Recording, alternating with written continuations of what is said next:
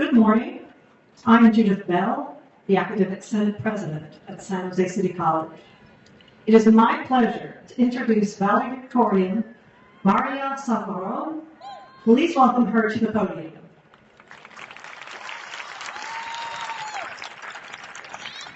Good morning, everyone. Sorry, I'm a little short.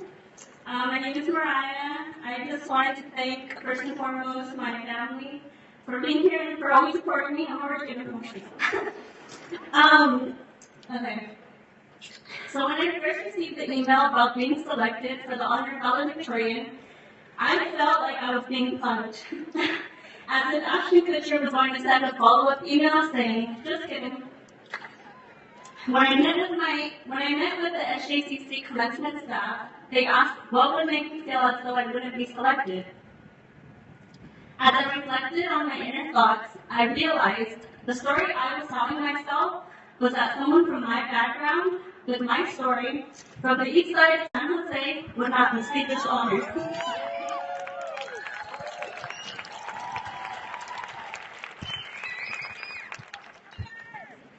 As a little girl, I was given my first journal, with which I could create stories about faraway places to escape whatever was going on around me.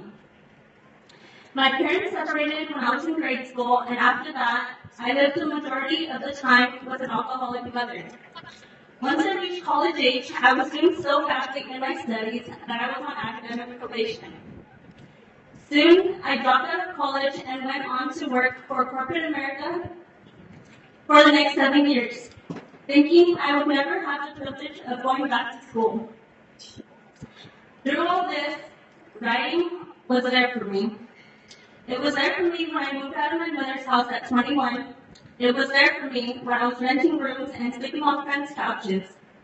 It was there while I moved to 4 different states in search of stability.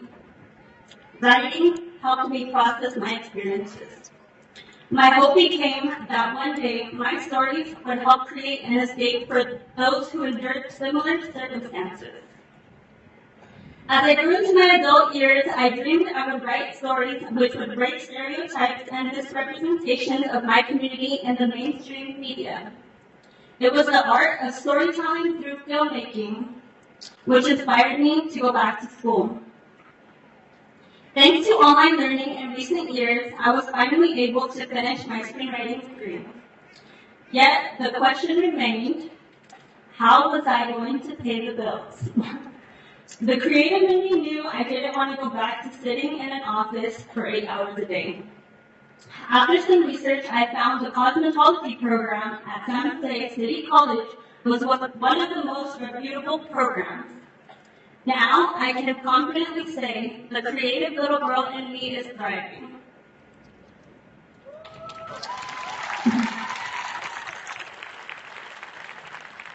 With this career switch, I am now able to further pursue my studies in film at San Jose State University this fall.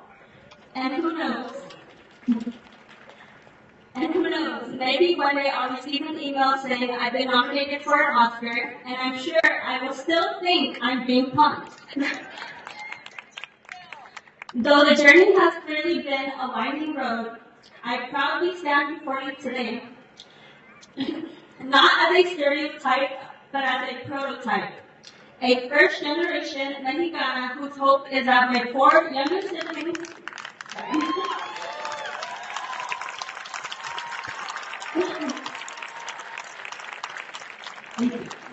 my 4 younger siblings can look up to my example and know that for them too, it doesn't matter your background, how many homes you've lived in, whether you took a long break from college or pushed straight through, no matter the circumstance, yes you can, sí se puede.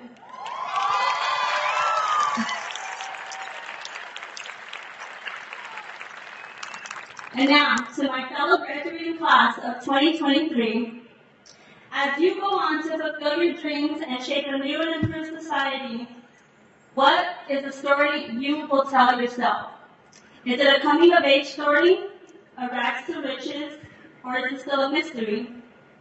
Though we are not in control of our circumstances, we can control our inner narrative.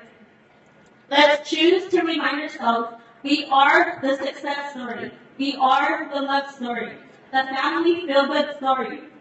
And remember, if it doesn't start that way, it's because every character needs an arc. You are not too young. You are not too old. You are not too late. And it is not too soon. The end is always greater than the beginning. As we walk across this stage today, we are healing generational trauma and fulfilling our ancestors' wildest dreams.